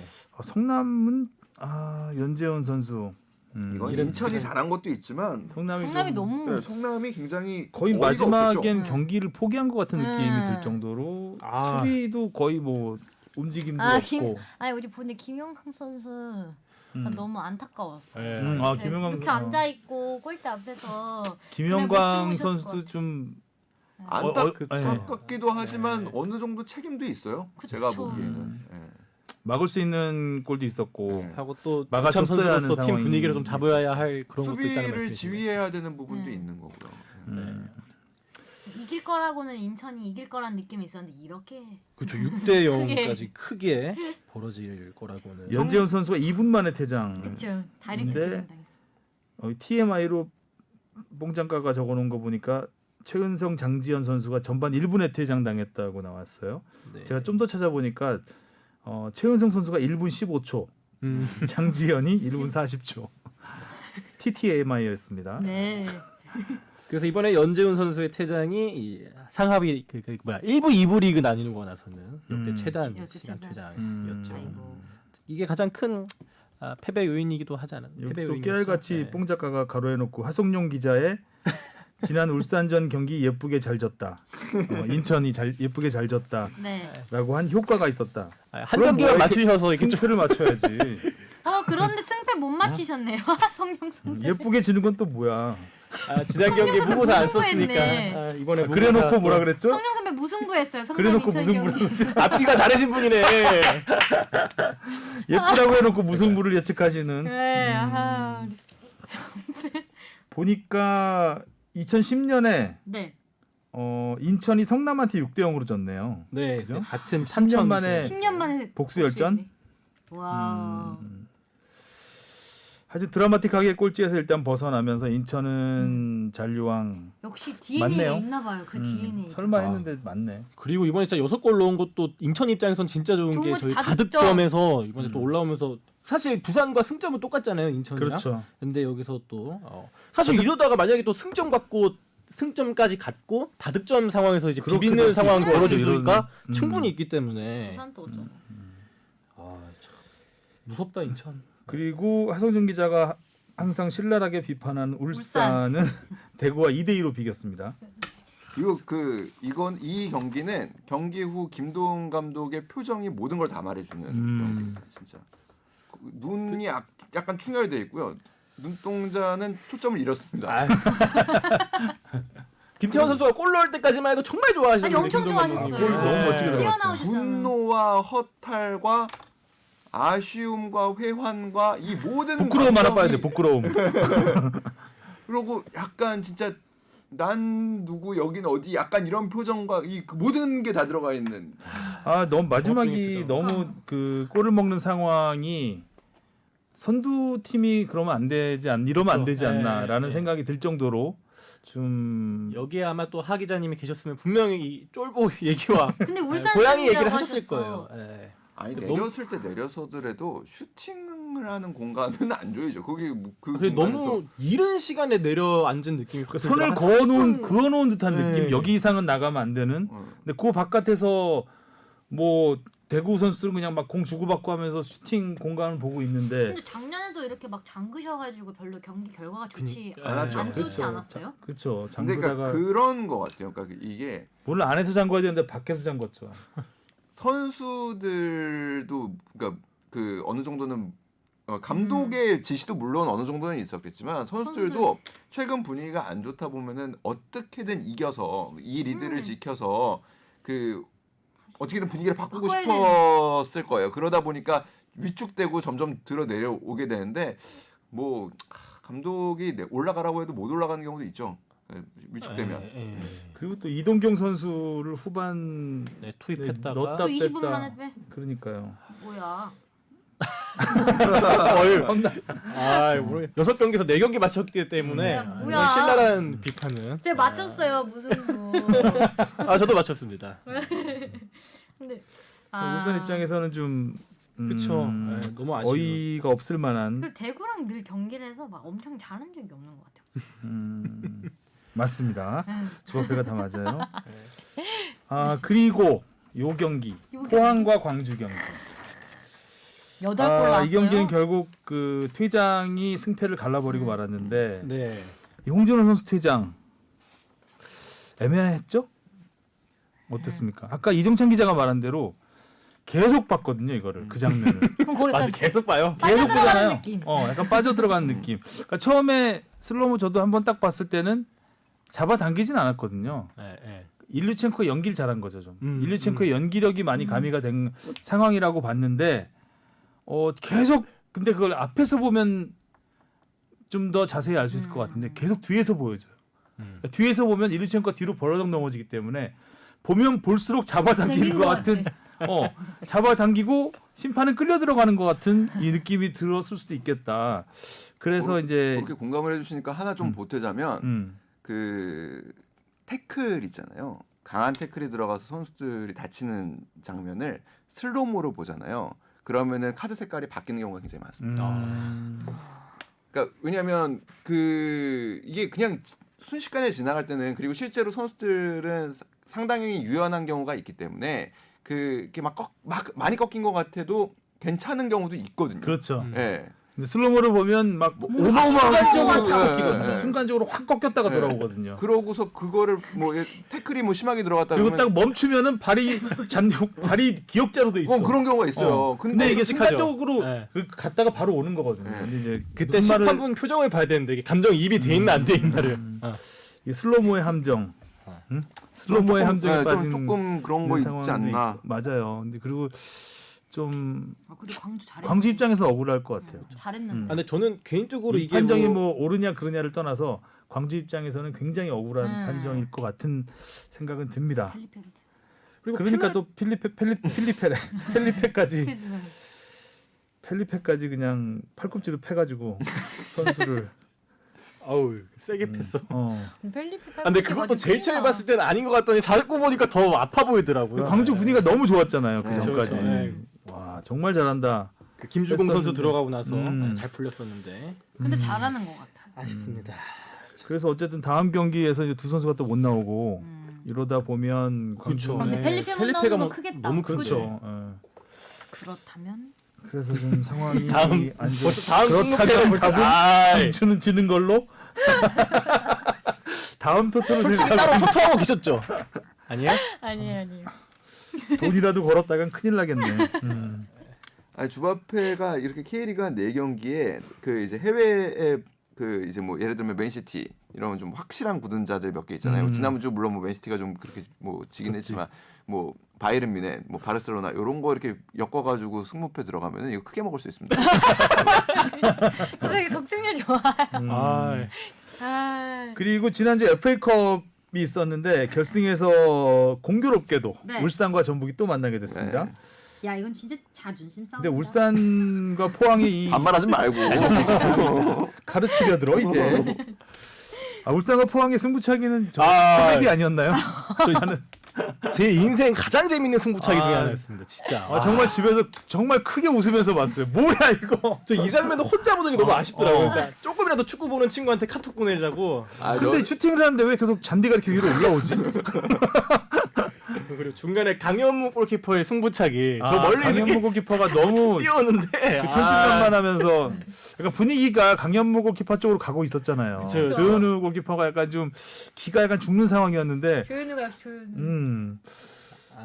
너무 재밌었던 것 같아요. 아니 저는 그 이 컵 대회 출장 가가지고 이제 그 농구 기자들하고 이렇게 그 오늘 이 경기를 보면서 궁금해가지고 이렇게 딱 들어갔는데 이제 승부차기를 하고 있더라고요. 그래서 그때부터 농구 얘기를 못해. 저 혼자.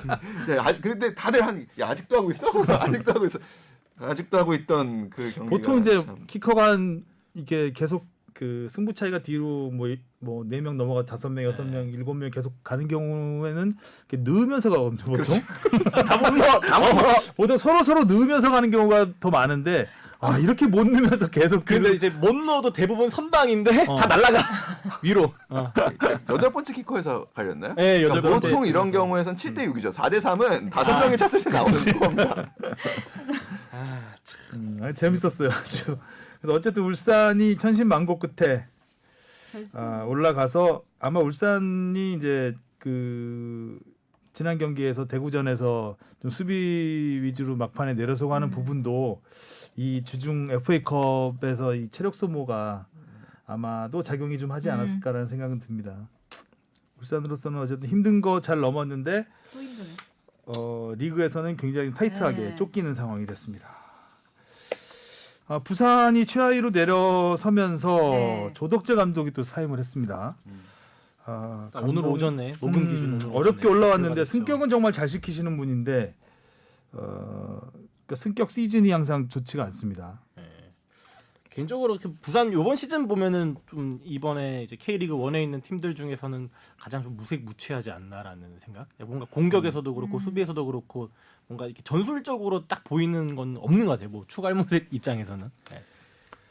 좀 그렇습니다. 그 젊은 선수들 위주로 좀 그 그러니까 지난 보통 승격 팀들이 그런 걸 흐름을 타고 올라가야 되는데 그런 게 좀 잘 안 됐던 것 같아요. 그래서 좀 기본적으로 잡아야 될 경기를 많이 놓쳤고, 그리고 좀 비겨야 될 경기를 지고, 그러니까 전형적인 그 어떻게 보면은 결국에 안 풀리는 팀이죠. 그러니까 비길 수 있는 경기를 지고, 그다음에 뭐 또 잡을 수 있는 경기는 비기고 뭐 이런 경기가 좀 많았던 것 같고 강원도 지금 뭐 그렇게 상황이 썩 좋지는 않았는데 결국에 뭐 슈팅 수만 봐도 알잖아요. 슈팅 수 5대7, 유효 슈팅 수 2대4 네. 이렇게 사실 뭐 네, 뭔가 하긴 작년에 이제 2부 리그에서 흥했던 뭐 이동준 선수, 뭐 호물로 그렇죠. 선수 이런 게 좀 잘 안 풀렸던. 네. 이동준 호물러 선수 선수 못 들어봤다고 올 시즌. 그러니까요. 사실 되게 기대를 많이 이동준 선수가 참 했었는데. 잘해주긴 했었는데 최근에 조금 많이 주춤했습니다. 그러면 자, 즐거운 시간. 어렵다. 자, 네가 적을래? 아 우리 지훈 PD 올해 이번 경기 아, 내가 예측이 적을게 제가 예측이 대리 안 대리를 부르고 그래 또. 이게 뭐 어렵다고 뭐 이거 저희가 이거 승부 예측이 패스 어렵다. 말씀하시는 거죠? 그렇죠. 어려운데? 자, 울산 상주. 저는 울산. 저도 울산. 저도 이겼으면 하는 바람에. 저 울산입니다. 잠시만요. 하나, 둘. 이건 뭐 만장일치로 가면 재미없으니까 저는 역으로 한번 가볼게요. 상주승? 아니 무승부 한번 가볼게요. 무승부. 그 소심한 좋습니다. 역 배팅. 자, 광주 대구 태구. 팬 굴러간다. 두명 팬 못 굴러가. 나온다니까 아까 얘기했잖아요. 대구. 전 무승부 갑니다. 펠리페가 안 나오는 건 좀 클 것 같아. 근데 광주에도 여기서- 엄살라가 있잖아. 대구가 둘 그리고 저 AI 돌아가기 시작했습니다. 그다음 진영이가 정찬 선배 지금 쓰고 계시죠? 제가 잘 맞힐 것 같아. 이거 근데 나중에 들어봐도 되긴 되겠구나. 네, 그래서 굳이, 이제 굳이. 이런 애들이 많이 틀려. 네, 참. 자, 전북 포항. 선배 뭐 했어요? 그러니까. 광주승이요. 광주승. 전북 나하고는 전부 반대로 가겠다 이거지. 전북 포항 어렵다. 전북 포항 전북. 전북? 전 포항 갑니다. 저는 전북. 무승부. 전북. 무승부 바꾸시는 거예요? 아니 저는 원래 무승부로 갈게요. 원래 전북. 전북 저는 포항 무승부? 전북승. 강원 성남. 무승부. 성남승. 저는 강원승. 저 강원승 갑니다. 좋습니다. 자, 서울 부산. 이 경기 어떡하지? 지금 감독이 전부 공석입니다. 이거 감독 와. 공석 무승부. 수작 없는 싸움. 서울 부산 저도 무승. 저도 무승부예요. 저는 서울승. 저도 서울승. 자 인천 수원 남았어요. 자, 정말 중요한 경기입니다. 인천 인천 수원 수원. 내 마음은 인천으로. 인천승. 하면 인천승이요? 저도 인천승. 저 수원승입니다. 저는 무승부. 자, 근데 왜 이렇게 와, 이거 뭐라고? 이분 그 많이 뭐야, 갈렸어요 지금. 평소에 하시는 분 마음을 알겠어요. 할 때는 왠지 다 맞을 것 같아. 다 맞을 것 같아. 나 다 맞힐 것 같아. K리그는 저는 솔직히 안 맞을 것 같아. 솔직히 K리그는 너무 어려워. 너무 어려워. 왜 다 맞출 것 같지? 그러니까 저 4개만 치고 다음 주에 다 틀릴 수도 나 있어. 하나도 못 맞힐 수 있을 것 같아요. 저는. 네. 자, 알겠습니다. 다음 주에 확인을 해보도록 하고요. 다음 주에는 이제 하성룡 기자가 나와서 아이스 초코도 아이스 초코를 들고 와서 사과하는 시간을 갖겠습니다. 자, 오늘 여기까지 하겠습니다. 다음 주에 뵙겠습니다. 수고하셨습니다. 고생하셨어요. 추석 잘 보내세요. 추석. 해피 추석. 해피 추석.